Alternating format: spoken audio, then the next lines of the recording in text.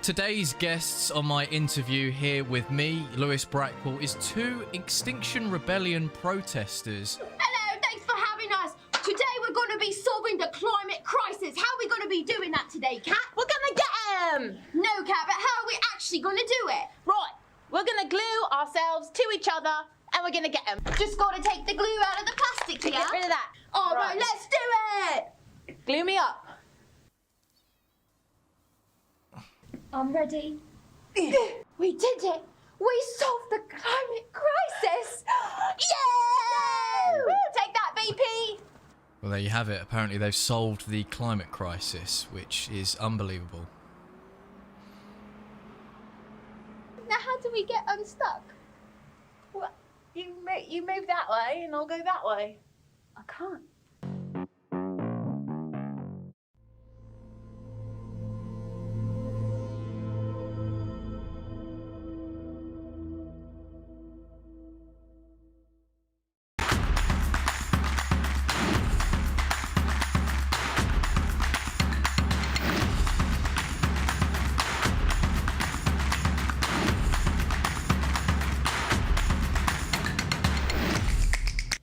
Good morning and welcome to Rebel Daily.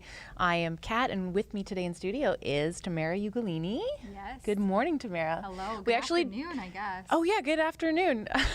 It's been a while since I've done this. Tamara and I actually drove in together, so we started the live stream hours ago, just between ourselves. Yeah, had we have known then that we'd be co-hosting. I know, we could have planned a a little bit. I'm filling in for Dakota today, who is sick. We wish him the best, and he will recover because he's a young, healthy man. So if you don't know about Rebel Daily, if you're new, we're going to talk and riff on the daily news of the day today for about an hour. We are on YouTube, Rumble, Odyssey, Super U, and Getter. If things get too spicy, we're going to have to get off of YouTube because they like to censor us a little bit. But for now, I think we're safe. For now. For now. Tamara's spicy, though. Guaranteed to get a little spicy. Yeah. So you might just want to switch over to one of those other platforms. Yeah, and if you're on caution. anywhere but YouTube, you won't get cut off. So if you do get cut off, go to Rumble and click on the link in the description, and you can continue watching the show. So we opened with a little comedy. That was a little clip from Nat Biasi and my show, Misunderstood, and we actually filmed that sketch not knowing that today was Earth Day with the plan of releasing it today, so it was like very serendipitous. Just kidding, we planned it. So yeah, Earth Day. Happy Earth Day, comrades. I hope nobody is leaving their house and nobody's driving in cars. And don't use anything wrapped in plastic. No, certainly not. And certainly if you're No meat. No meat, only cockroach milk. If you're an elite, obviously you're not going to be flying in any jets. No celebrities will be flying in any jets. Prime Minister Trudeau, of course. Well, of then course. That's allowed. Well, it's more than allowed. If you're the Prime Minister of Canada, you're not only allowed to fly anywhere you want and have an expensive lifestyle, no one will criticize you, but also you're going to maybe get a new house. Yes. So maybe before we get to that, let's go to the video first of these protesters in Vancouver. Yes. Burnaby, BC, British Columbia, who were, of course, the environmentalists, and they were protesting on behalf of the environment. On behalf of the earth. And yeah, let's have a look here. Look, they were dragged to the side by people simply trying to go about their daily. Let's have a quick look at this to precursor our Earth Day chat.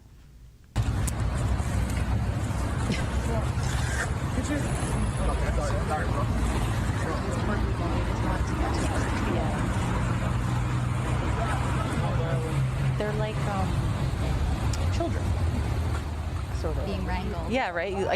You have children, right? It's like you put one over here, and then you go to get the other one, and the other one's moved, and it's like ah. And they're both wearing the same vest, so that's confusing. It's just like dragging piles of sand. Well, I like that you made that reference too. It reminds me of what would happen in like a zoo situation, or a mom with her kittens, right? Where she literally picks them up and carries them, and then the other ones are they kind of waddled around, and they're trying to get back. Yeah, it's sad, but you know these guys are going to save the earth, so. Oh look, and here comes the enforcement, law enforcement. So I wonder though, because the clip cuts off here, so you don't see what Yeah, happens. you don't All know. you see are the police start to move in on the situation, because I imagine it would escalate. You know, these people are obviously frustrated, trying to go about their day, and they're being prevented from doing that, blockaded. Yeah. Well, I mean, we just went through a month of blockades in Ottawa for the truckers thing, so there's... But it wasn't even a blockade in that sense. You know, they were still mindful that people had to be able to maneuver to and from, and Yeah, I mean, there was ways to go. It was just like a couple streets in the downtown core of Ottawa, so you could still get to where you go. You just drive around. It was an inconvenience. It was an inconvenience, But it wasn't a blockade. But I'd be really interested to know what happened after that. The police officers came forward. Were they arrested? Did they have their bank accounts frozen? Were they trampled by a horse? Probably not. I don't think the Emergencies Act was invoked for this incident, but probably because no one was showing up. It was like thousands of people weren't showing up to support these netters. But Maybe they needed more time. Yeah, to really get the and movement that kind going. of just highlights the hypocrisy of all of these, you know, I care about the current thing, virtue signalers, because as we stated, it's Earth Day, and so we have these climate alarmists protesting and blocking people from just getting to work and going about their daily. But we also have our fearless leader, Prime Minister Justin Trudeau, who is having a proposed new residence being built for him. So the federal government is drawing up possible plans for a bigger, grander location, because I guess the official duties of the Prime Minister requires lavishness. And it actually is aiming to increase his current residence by 3,500 square feet. It's modest, you guys. So they want to replace 24 Sussex Drive, which I guess is not where he is even actually residing currently, due to safety concerns. Oh, because of the truckers, probably. I think it's because it's old. It's a little bit decrepit. Oh, because of that kind of safety. Yes. Okay. So I don't. So in this article, which is behind a paywall, I'm not sure if we can pull it up, the full thing. I think There we go. Nice. Yeah. So he needs, the opening paragraph is so funny because there it is. The federal government has drawn up plans for a new home for prime ministers that presents better branding that of Canada. As a G7 member and world player, like, are you a marketing agency? Like, do we really care about how the Prime Minister is branded? But yes, we do, because that's how people vote these days. They're like, oh, that's shiny, that's exciting. I like his hair. Great hair and great I know socks. his dad, so therefore he's going to be a great leader for Canada. It's just like there's nothing else going on in Canada that needs attention and priority and funding. Well, and it said in that article as well, just to go back to it maybe, so they're going to require space for a sit-down meal of 125 people at a time. And so further down in this article, there's a local architect weighs in. And first, there's this 48-page report called the Preliminary Functional Programming Report. And it was released as an ATIP, so an access to information, and I'd really like to get my hands on that. I think that's a story in and of itself. Yeah. To see what exactly is included in that 48-page report. But further down, there's a local architect's comments. Let me just see if we can scroll down to it a little bit more. 125 people again. Yeah, just, there it is. Ottawa architect Toon Dressen. I'm sorry if I'm mispronouncing that. He questions how often is there a 125-person event? There's nowhere else they can go? Yeah, like if this is a once-a-year thing or even a few times a year, why build and invest in all that for so few occurrences? And if you scroll down just slightly more, wouldn't it make more sense to use spaces we already have? So they currently hold banquets and large events at Rideau Hall and the Canadian Museum of History and the Canadian War Museum. Why is that not sufficient? I mean, if we really care about the environment and our lessening our ecological footprint and all these virtuous things like waste and energy consumption, well, that seems like a giant waste of resources especially given you already have a space to do all of those yes, things. and it's all the fact that they put the word branding in like the first paragraph really shows you what it really is about. It's not because, oh, he needs somewhere to live, he needs safety, it's about like when Chinese diplomats come over and how impressive does Trudeau seem.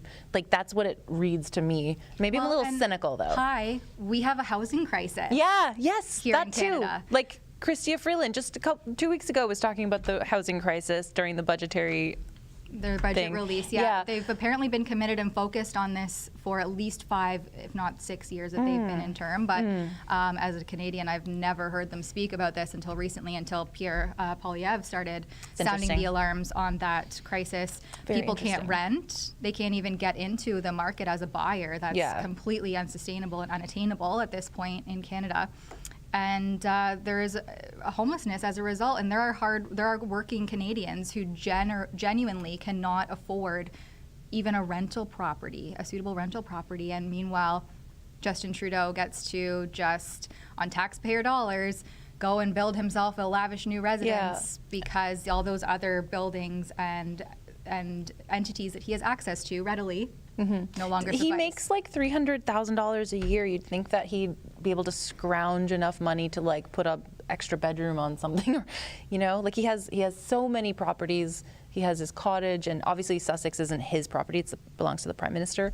But you'd think he'd have enough money to give himself like a nice home, and they can use all the locations that you described for large events. Like, it's so unnecessary, it's so lavish, it's all about branding and how we are perceived and how we look, and it's like, especially on Earth Day, it's like such a slap in the face to Canadians. It is. It's again highlighting, and I've been saying this for at least 2 years, the hypocrisy of the new normal, which was also just the hypocrisy of the previous normal as well. This government is so hypocritical, and unless people point it out, they get away with it, is the thing. Like, people love this. They're like, oh, Earth Day, and Justin Trudeau with his virtuous videos and tweets and going into a forest and speaking to some climate scientist is such a great thing. Then we're definitely all going to be saved. Actually, let's show a quick clip of what Prime Minister Trudeau posted today for Earth Day, honoring Earth Day. Yeah, I was really impressed to see your budget 2022 take advantage of the opportunities that climate change is presenting, right? I mean, everyone's part of the problem. Everyone's part of the solution. And when people realize that they can make a difference with the choices they make, and you're enabling them with the policies you're bringing forward, the carbon pricing, the EV incentives, the charging networks, the electric transportation, this is really quite exciting. Well, I mean, we see it. People want to do the right thing. They're always looking for concrete things to do, and making electric vehicles more affordable, making charging stations more ubiquitous, making sure there's good jobs as Canadians start building more and more components and even cars that are zero emission. We're on the right track. One of the things I really liked was the focus on nature-based solutions too. I mean, here we are in a beautiful part of British Columbia, and there is a potential. 1/3 of all historic emissions have come from the land. Yeah, and it's whatever the thing you might even is. think that nature-based solutions can be 1/3 of the solution. Yeah, I don't know how much more we need to watch of this. Watch this guy. I'm so sick of his face. He posted an official statement on Twitter as well, and it led to the more detailed statement from the government website. And in there, I don't know if we can click on there. He noted that Canadians have embraced the outdoors, and we've, taken into the forests and become more one with nature throughout the pandemic. Canadians have never done that before. But it's like, that's because literally everything else was closed. We had no choice. And they tried to stop us from doing that even. Like we were talking about in the car this morning when they shut down playgrounds for children and beaches, forests. I was arrested for walking my beach shoreline in defiance of these nonsensical restrictions. So of course they're taking to nature.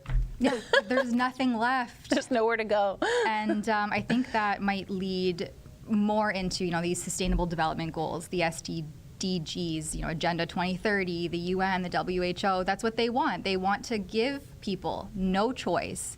And as we saw with COVID lockdowns, I think that's a great precursor for what's to come with the climate lockdowns. Well, I'm also thinking of like the gas prices, and I've seen verbiage where it's like you're better off working from home and staying home and not going out so much because of the cost of gas. Like, can you even afford to leave your house? And it's like, Barely.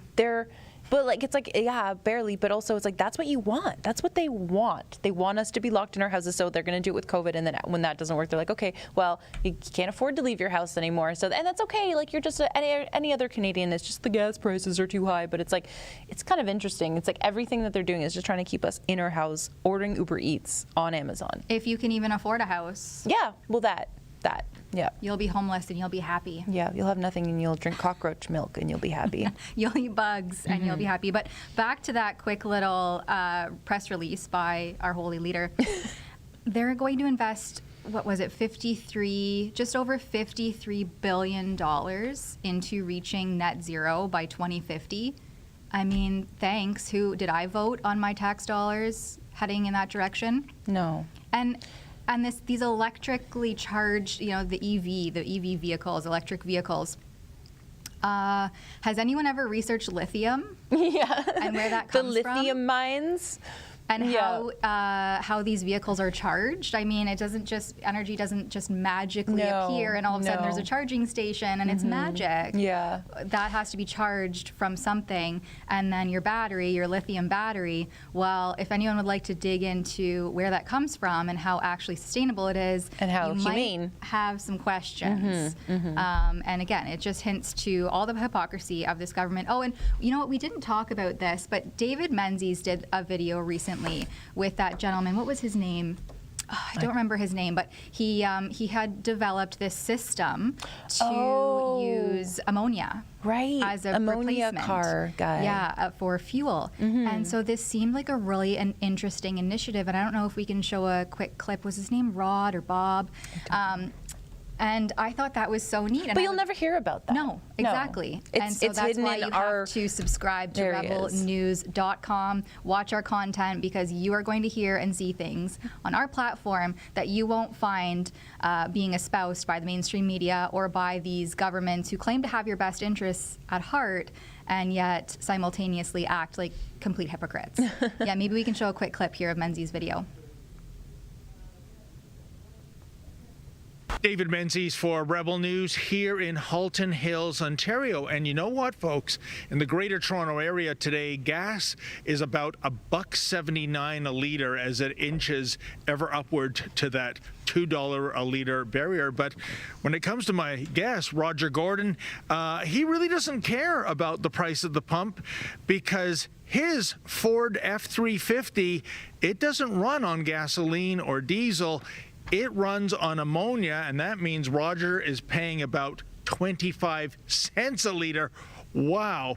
Let's delve into what Roger is doing right now with his truck to get these incredible fuel savings. Roger, as I said, this is your Ford F-350. It's a 2001 model. Okay.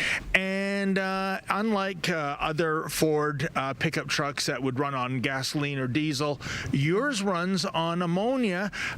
Tell us, what gave you the inspiration to go the ammonia route? We were creating ammonium, using it for the pharmaceutical business, and in 2010 we applied for a patent for a machine. In the following years, we've tried to find somebody to partner up with us that's bigger than us. A billionaire from Canada came. He was going to partner up with us. He tries to contact Trudeau. Trudeau won't reply to him. Before Trudeau became Prime Minister, he sent emails to us praising Green NH3. After he became Prime Minister, he wouldn't praise us anymore. He wouldn't reply to us. One of the reasons we're paying such a high price at the pump are taxes, and especially the new carbon taxes. Yeah, so I'd really love to see those emails. I wonder, maybe I'll have to ask David if he ever inquired with Roger about obtaining those emails from Trudeau. I'd love to see what they said. And, it just highlights again that the government's not actually interested in alternative options. No. This seems like a great initiative. I mean, obviously, Roger's tested this out on a beater of a vehicle.